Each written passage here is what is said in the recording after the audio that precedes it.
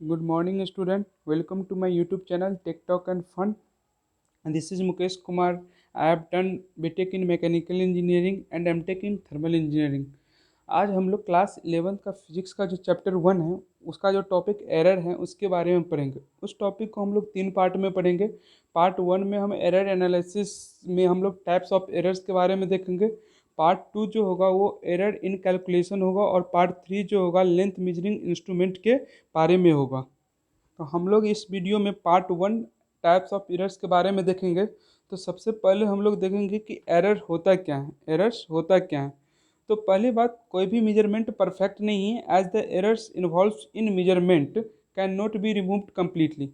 जैसे मान लेते हैं कि किसी बॉडी का वेट जो है वो 5 kg है ओरिजिनल वेट, लेकिन उसको इंस्ट्रूमेंट की मदद से उस वेट को मेजर कर रहे हैं तो बॉडी का जो वेट आया वो आया 5 kg 200 ग्राम। तो उस बॉडी का जो एक्चुअल वेट है 5 kg है, लेकिन इंस्ट्रूमेंट में कुछ एरर के कारण उसका जो वेट दिखा रहा है 5 kg 200 ग्राम। तो एरर्स क्या होता है, एरर्स का डिफिनीशन देखें तो errors is difference in measured value and its actual value.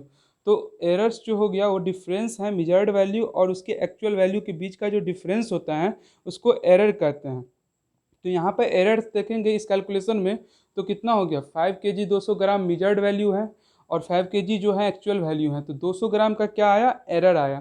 तो एरर्स जो होता है वो डिफरेंस होता है मेजर्ड वैल्यू और उसके एक्चुअल वैल्यू का।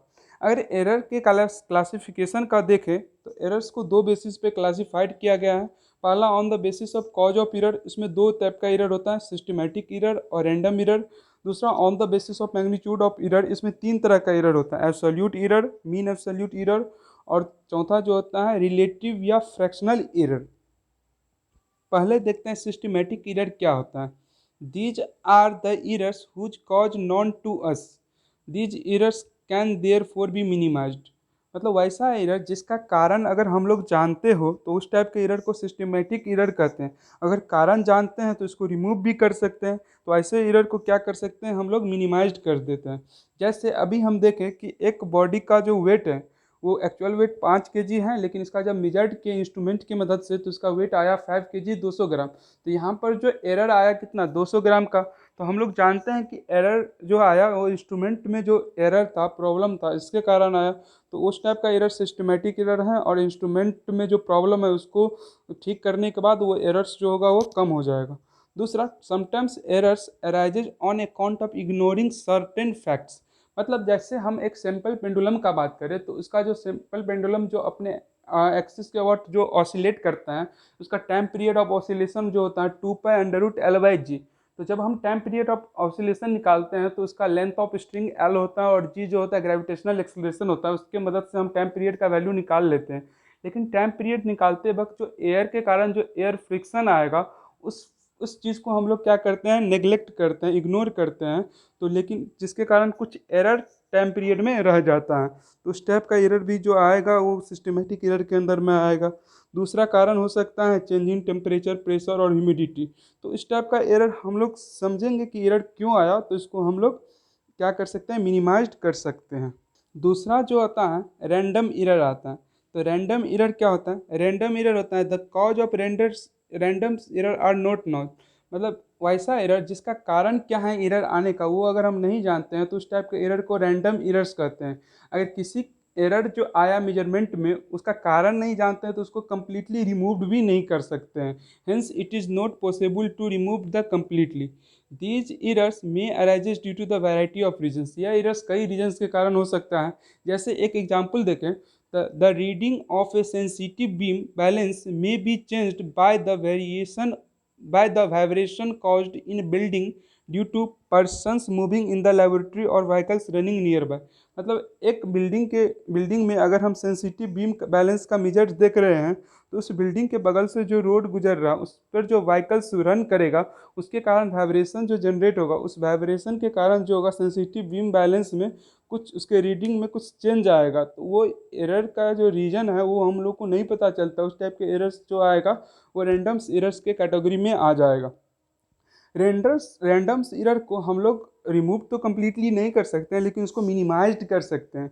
The random errors can be minimised by repeating the observation a large number of times and taking the arithmetic mean of all the observation।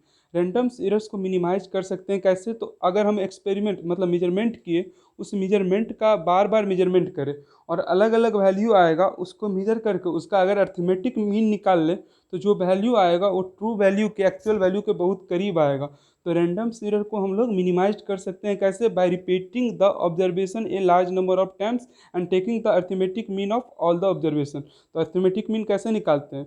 मान लेते हैं पहला मेजरमेंट में A1 वैल्यू आया, दूसरा में A2, तीसरा में A3 और लास्ट एंड में जो आया वो AN आया। तो सारा का सम बट्टे जितना बार एक्सपेरिमेंट किए उतना से डिवाइड कर देंगे तो हम जो वैल्यू आएगा उसको अर्थमेटिक मीन या AM से जिसको दिखाते हैं वो आ जाएगा। दूसरा बेसिस जो था उसमें पहला क्या था? Absolute error. तो एब्सोल्यूट एरर क्या होता है? Absolute error the difference between the true value and the measured value of a quantity is called an absolute error. तो जो डिफरेंस होता है ट्रू वैल्यू और मेजर्ड वैल्यू के बीच में किसी क्वांटिटी को, तो उसको क्या कहते हैं? एब्सोल्यूट एरर कहते हैं। यूजुअली मीन वैल्यू जो होता है टेकन एज ट्रू वैल्यू, मतलब यूजुअली जो होता है मीन वैल्यू को ट्रू वैल्यू की तरह कंसिडर करते हैं, क्योंकि मीन वैल्यू जो होता है number of n times experiment करके उसका अर्थमेटिक मीन वैल्यू रहता है, तो वो ट्रू वैल्यू के बहुत ही करीब होता है। तो ट्रू वैल्यू को जो होता है ना वो मीन वैल्यू को ट्रू वैल्यू की तरह कंसिडर कर लेते हैं हम लोग। तो यहाँ से अगर हम लोग एब्सोल्यूट एरर्स निकाल लें तो हर मेजरमेंट में एब्सोल्यूट एरर का वैल्यू अलग अलग आएगा। जैसे मेजरमेंट 1 का बात करें तो इसमें एब्सोल्यूट एरर जो आएगा डेल्टा A1 वो mean value minus first measurement में जो वैल्यू आया वो सेकंड मेजरमेंट में देखे एब्सोल्यूट एरर तो mean value minus second measurement में जो वैल्यू आया उसका डिफरेंस। उसी तरह से थर्ड में AM माइनस A3, इस तरह से फोर्थ में AM माइनस A4 और nth एक्सपेरिमेंट में nth मेजरमेंट जो वैल्यू आएगा उसमें डेल्टा AN जो हो जाएगा AM माइनस AN। अब हम जो देख रहे हैं जो एब्सोल्यूट एरर जो निकालते हैं वो डिफरेंस होता है किसका? मीन वैल्यू का और मेजर्ड वैल्यू का। तो ये डिफरेंस में भी पॉजिटिव भी हो सकता है, निगेटिव भी हो सकता है और जीरो हो सकता है। इसका मतलब ये हुआ एब्सोल्यूट एरर में भी पॉजिटिव, निगेटिव और जीरो।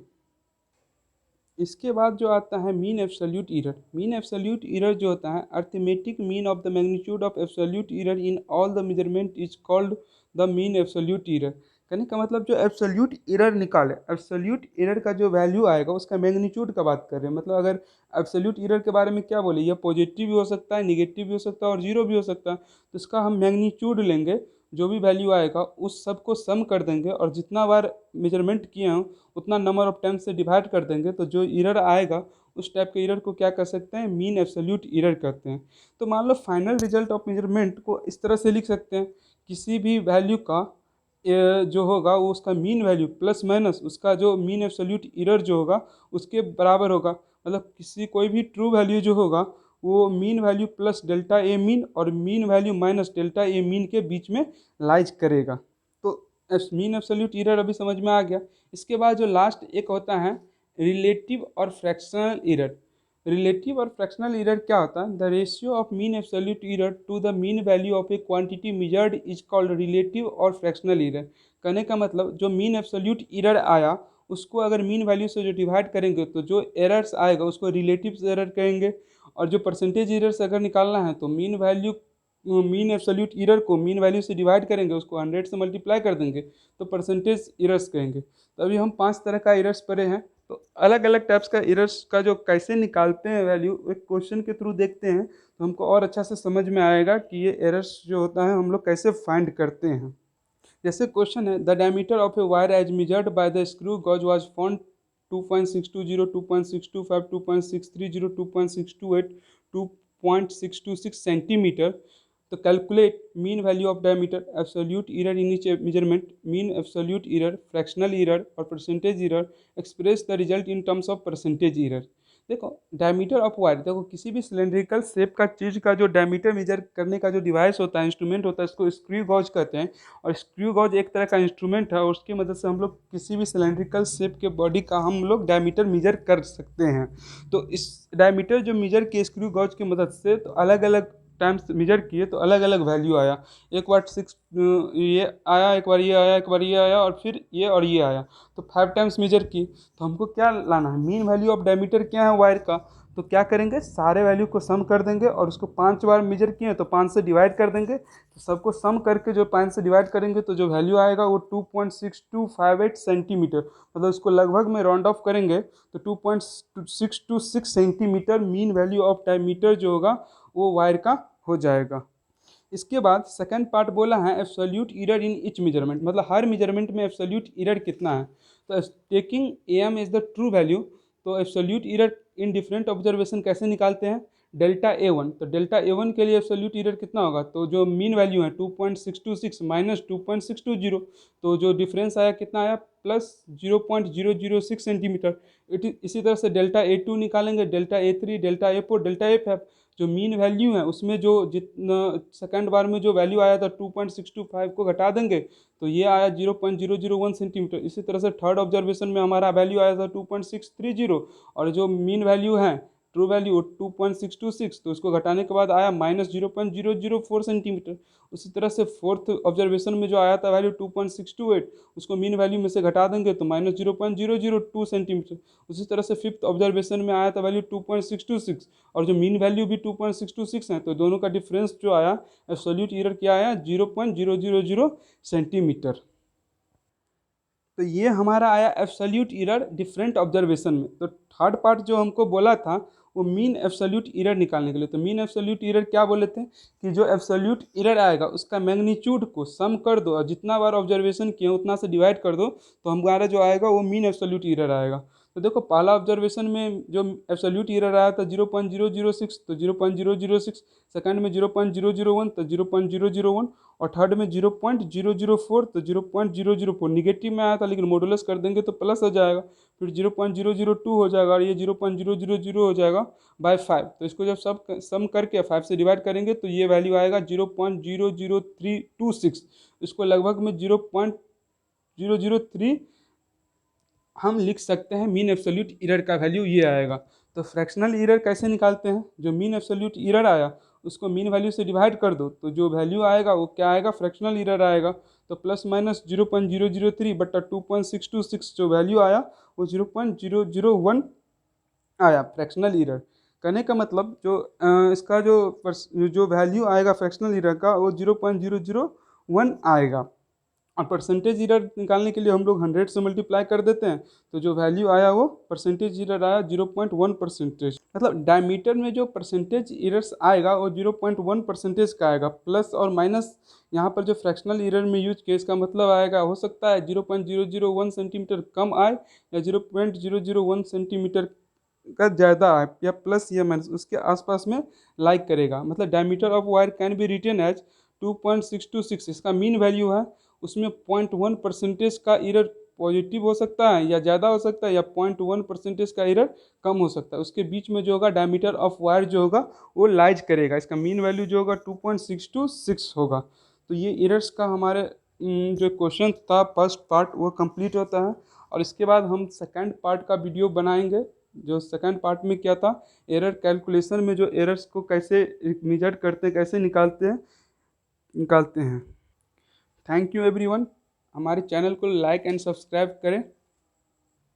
डिस्क्रिप्शन में हम ये जो सारे नोट्स हैं उसका हम PDF बनाकर लिंक डाल देंगे, वहाँ से आप लोग डाउनलोड कर लीजिएगा और नोट्स बना लीजिएगा। और अगर कोई प्रॉब्लम हो तो कमेंट कर सकते हैं कमेंट बॉक्स में, हम इसका सल्यूशन जितना जल्दी हो सकता है देने का कोशिश करेंगे। Thank you.